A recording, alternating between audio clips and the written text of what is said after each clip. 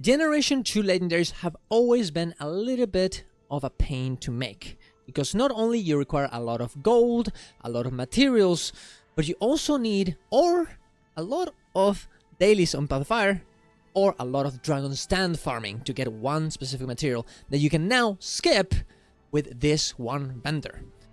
Is this good? Is this bad? Well, you can do it, so I'm gonna tell you how. Subscribe to the channel for more content like this. Go to my Ko-Fi if you want to support me, and let's get into it. So here you can see all of Generation 2 legendaries. You can see that you require Gift of Mastery for some of them, or Gift of Maguma Mastery for all of them.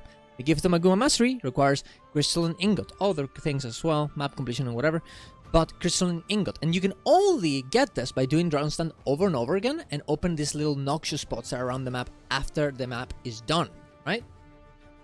Well, you need crystalline ore to make the crystalline ingot. That's the important part, right? You need the ore that you get from the noxious pads, and then you make the pad, right? Now, this is the only way to get it until now, because now you can actually go to this little vendor here. 1 second.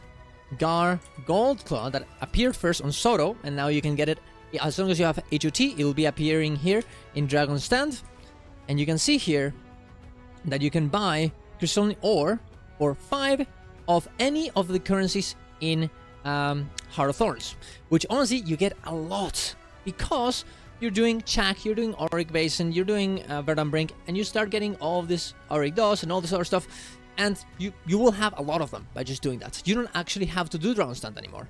Now, to be fair, if you really want to go at it and just get this as soon as possible, yeah, you probably can actually just go for Crystalline Ore and just do Dragon Stand, and you'll be fine. You'll be also in some ways going for other materials as well, other currencies, because in the Dragon Stand choice chest you can actually pick something else as well. But you can choose whichever you want to do. Now, of course, personally for me, because I do Chak every day, I do Octon every day, I will not have any issues buying as many crystalline ore as I will need from these currencies. And because Dragon Stand is long and it's not really made that much and it's not very profitable, I personally am not gonna do it very much unless there's a very, very specific reason to not to do it. For example, you know, the a special weekly event or something like this, right? But until then, I don't think it's really gonna be worth it. And in some ways, that kind of sucks, because Dragon Stand is actually a pretty cool map. As a cool boss at the end as well. Yeah, of course, it's very outdated, but it kind of sucks that the only reason why people did it, now it's kind of taken away.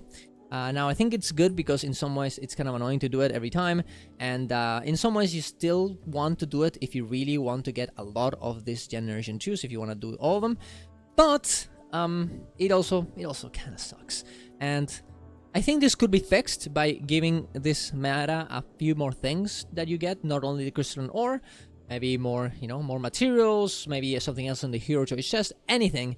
But this, this really makes it so there's really not a lot of reasons to do it.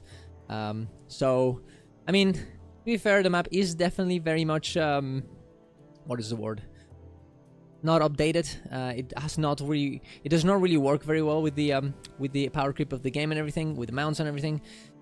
So until they actually fix that, until they rework the meta, I think it's gonna be a bit difficult for them to not justify this change for you to actually just skip it, which definitely sucks, and I would rather them doing that. But I guess until then, this is what we have. But there you go. If you need to make a Generation 2 legendary, I would heavily recommend to use this vendor with all of your beautiful Heart of Thorns currencies that you already have. I would probably not use the Reclaim Metal Plates. I would probably use bottles of Airship Oil, piles of Auric Dust, and Auric Ingots and Leyline Sparks. Chak Eggs, if you already have all the weapons from the Chak vendor. And I guess the Tenebrous Crystals and the Shimmering Crystals. Why not? But yeah, I probably wouldn't go for the Reclaim Metal Plates because they're good for Provisioner tokens. But everything else is probably good to get.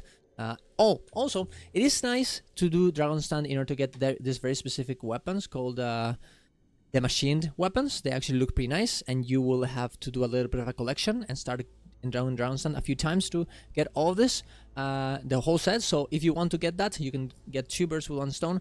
Do this, you know, when you're farming for Dragon Stand, for Crystalline ore, for example.